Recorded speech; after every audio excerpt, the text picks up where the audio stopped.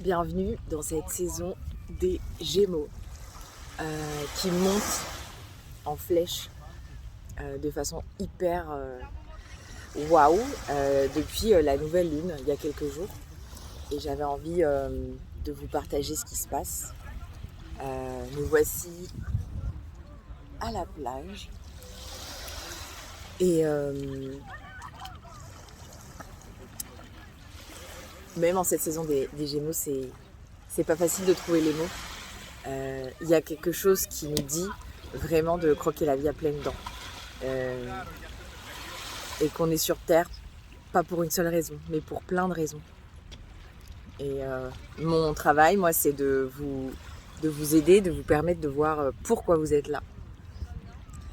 Quelle mission vous avez avec un S. C'est-à-dire que parfois, on entend souvent ce truc de avoir une mission de vie et qu'il faut l'accomplir avant de mourir.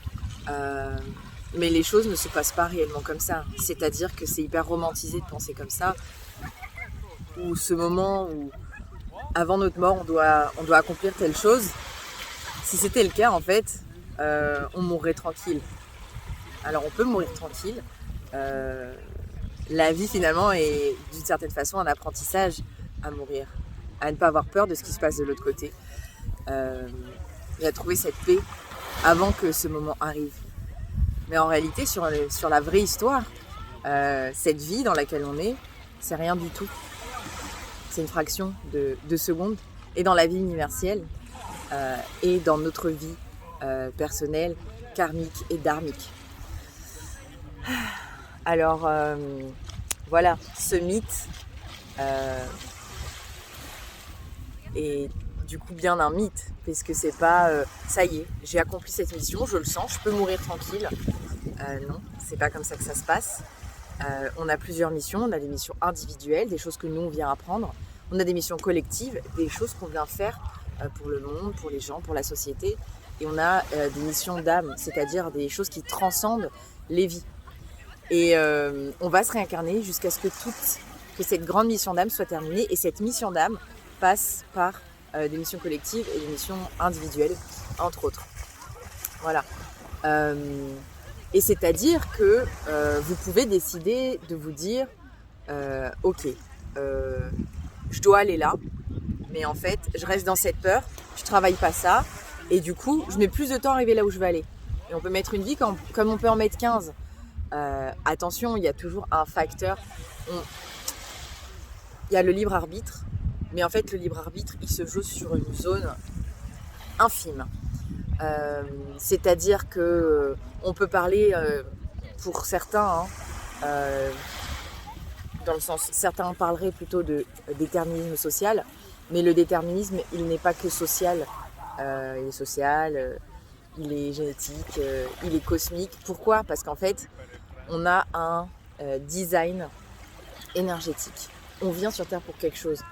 Donc on a été dessiné par la grande déesse pour quelque chose. Parce que oui, alors Dieu, qui est souvent cette image représentée comme... Ouais, Dieu est représenté comme un homme blanc, tout puissant, qui aurait engendré le monde. C'est techniquement impossible, puisque ce sont les femmes qui engendrent le monde. Voilà. Donc en fait, c'est pas... on dit « Oh mon Dieu », on parle toujours au masculin. Et il faut savoir que c'est le langage qui crée les idées, non pas le contraire. Ce ne sont pas les idées qui créent le langage. Donc quand nous, on dit au quotidien « Oh mon Dieu » au masculin, et qu'on projette tout depuis cette masculinité, en réalité, on est en train de se conditionner et de croire que la vie vient de faire les choses dans cette façon que la société a de traduire la toute-puissance, non ?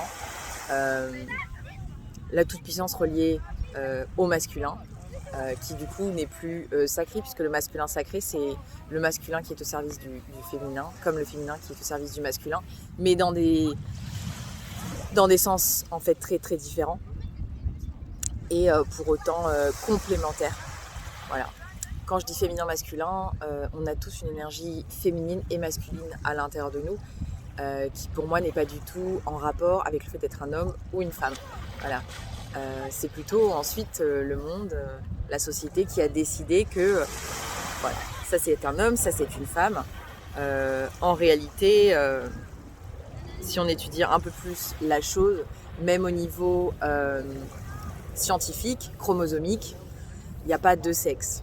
Il y a ce qu'on appellerait l'énergie la plus féminine possible, la plus masculine possible, enfin, la plus mâle et la plus femelle.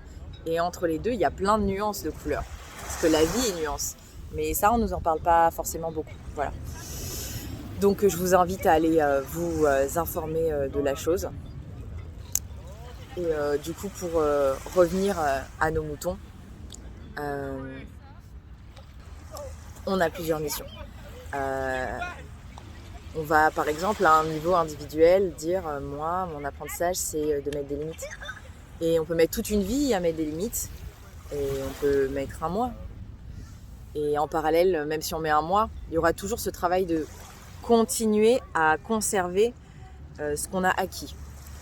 Et à la fois de le qu'on conserve, lui permettre de se transformer. Et c'est toujours un savant équilibre. Ensuite, on aura des missions collectives. On vient défendre une cause, par exemple, en particulier. Et du coup, c'est pour ça qu'on va avoir tel vécu.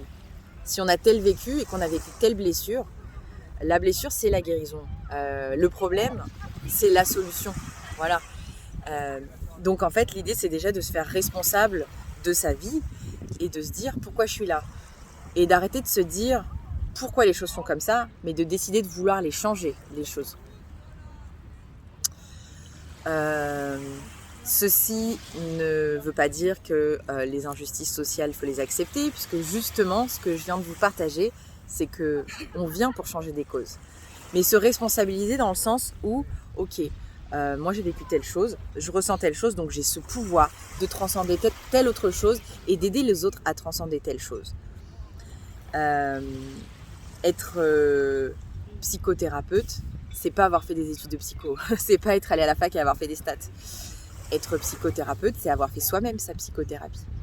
C'est être allé tellement profondément en soi qu'on est capable d'accompagner les autres. Et qui mieux dans la vie peut accompagner une personne qui a vécu des violences sexuelles. Un psychothérapeute, une personne qui en a vécu aussi et qui a traversé ce chemin. Qui mieux qu'une personne qui vit le racisme, qui l'a vécu, enfin qui l'a vécu, si on l'a vécu, on le vit toujours en général dans le monde dans lequel on est. Qui mieux que cette personne peut accompagner une personne qui le vit au quotidien. C'est toujours pareil. Donc il y a cette intelligence, on va dire plus, intellectuelle. Et il y a ce qu'on appelle la connaissance directe en fait. El conocimiento directo, la connaissance directe. Et la connaissance directe, elle vient de notre expérience. Dans notre expérience, il peut y avoir des choses où notre mental va toujours nous dire « Oui, mais bon, si c'est pas prouvé scientifiquement, moi, j'y crois pas. Ouais, mais bon, peut-être que je délire un petit peu, peut-être que je suis partie un peu trop loin. » Les plus grands scientifiques croient en Dieu. Et les plus grands astrologues n'ont pas nécessairement besoin de livres pour savoir ce qui se passe, pour détecter les gens, pour comprendre ce qui se passe dans le ciel. Il faut faire confiance à son intuition. Il faut fermer les yeux et il y a une vérité qui vient, où on sait que c'est ça. Et grâce à ça, on peut reconnecter même à des pans de l'histoire dont on n'a pas idée si juste on l'apprend dans des livres. Ne croyez pas que tout est écrit dans les livres d'histoire en fait. L'histoire, c'est vous. Pourquoi ? Parce qu'elle est dans vos gènes. Si vous reproduisez exactement le même comportement que vos parents, que vos grands-parents, que vos arrière-grands-parents, et qu'on vous dit tiens, ta grand-mère s'assied exactement dans la même position, alors que vous ne l'avez pas connue, parce qu'elle est morte avant votre naissance. Pourquoi ? Elle le tenait de qui ? Quand est-ce que ça a commencé ? L'histoire, elle est dans nos gènes. Donc si on se connecte à qui on est réellement, si on accepte de ressentir les choses, et je ne parle pas de ce ressenti émotionnelle. L'émotion, elle sert à transcender certaines choses, à purifier certaines choses. C'est de l'eau. Ces larmes qui coulent, elles viennent nous nettoyer. Mais une fois que les larmes ont coulé, il y a une forme de certitude qui peut s'installer. De qui on est et de pourquoi on est là. Et dans ces moments où on est perdu, il y a l'astrologie qui nous permet de savoir pourquoi on est là. Voilà. Donc cette saison du Gémeaux est une saison magnifique pour s'ouvrir à cette curiosité. C'est-à-dire que la question, c'est pas de vous dire que vous y croyez ou que vous y croyez pas. C'est de vous dire, est-ce que vous avez assez de curiosité pour sauter le pas et aller voir ce qui se passe, aller voir ce qu'on vous dit et si ça vous permet d'avancer. Voilà. Mouah. Je vous embrasse mes lapins cosmiques.